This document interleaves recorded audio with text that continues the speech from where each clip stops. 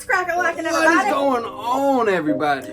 I'm Brooke Millie. I'm Justin Gordon. And thank you for joining our show. Thank you. But today, we are talking about something that all couples go through, and that's resolving conflict. Yes. Resolving conflict. Yes. So, baby, what you got for us? Or for them? Take a deep breath. Something that I struggle with is allowing ego to enter the door. Stop with that.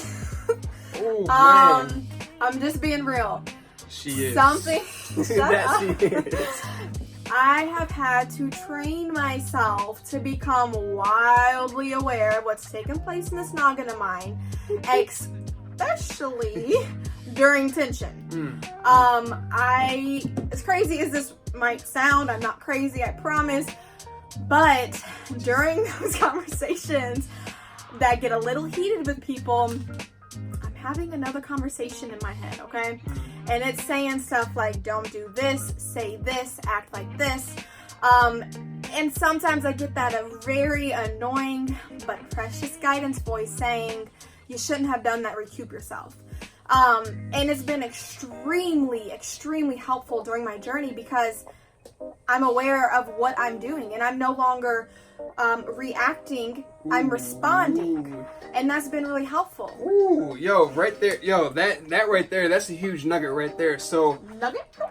When you think of reaction, what comes to mind when you think of a reaction? Like, think about it real quick. So, for me, so when I think of a reaction, I think back to the high school days when, you know, back in chemistry class, when, you know, you're mixing up a whole bunch of shit together and boom! Boom! A big explosion. And that's just not what you want in your life. You do not want reactions in your life. Better yet, you want to respond to situations in your life differently. So, when I think of a response, I think of a text message that you thoughtfully think of before you send it, right? Right. So, you want to respond to situations in your life and not react. Ah, I see where you're going. Something else that has helped me is, you know, just acknowledging that you guys are on the same team. You guys are on the same team. So and it's hard to remember that during those moments, an ego wants to make its grand debut. And see, that's when you're in conflict, say it. You know, same team. Try and give them a high five. Nah, I'm just. I mean, you can also do one like this, but hey, whatever works for you guys. Not even that. It's like, reminder. You guys are together for a reason. Either you're really down for one another, or there's love there.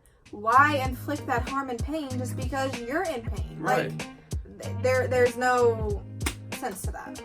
This right here, so you have to learn to understand when literally what she was just talking about. Learn to understand when ego is talking and when your best self is talking. Right. Figure out, you know, who is talking here. Always you want to go with what your best self is talking, never what your ego is talking. No. Because your ego is just gonna say some shit that you don't want to. It's gonna say some shit that you don't want to say. So, at the end of the day, always go with your best self. Now, something else that has really helped me is analyzing where these emotions stem from. My favorite. Where do the emotions that you go through on a daily basis, where do they stem from? For me personally, I just had a major breakthrough. Mental breakthrough. Like, literally, the other day we were talking about a touchy subject, and for some reason I got into this weird mood. Don't know why, but as soon as I, was in that mood, she does her thing with me too. So she said, write about whatever it is that you're, what you're feeling right now. And what I came up with is that there are times where I literally choose to be in a mood so I get pity and sorrow from her or from other people. And with her, that shit don't work at all. And then again, with that shit not working at all, that shit, it pisses me off even more, and it's a snowball effect from there. Tension on top of tension. It just doesn't work. So I'm sure people can relate to that. And sometimes, honestly, the answer to conflict resolution is that there's no answer. Sometimes you guys literally have to agree to disagree. And I know it's a cliche statement, but it is for rizzles. Like, seriously. For rizzles. Yeah. For instance, a few hours ago, this video wouldn't have been taking place. We weren't like this at all. No. Not at all. We were in tension. We were in a vicious loop that we could not get out of. Ego was coming from the both of us. Frustration and just hate. Pointing the finger. Yes, you're wrong, I'm right, whatever it is. And we just realized, like, look, we've been doing this for how long now? We're getting nowhere, but more frustration and more hurt towards one another. Let's just take our separate ways. So we worked separately for a little while, then after that we went to 2 separate gyms. Came back, we're perfectly fine. And the thing is, it's still not resolved.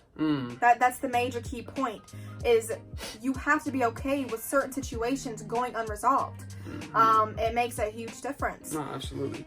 So if you like what you're hearing, give us a thumbs up. Not only that, hit that subscribe button. So with that, guys, we wish you guys a great day and a very blessed and grateful life. Peace.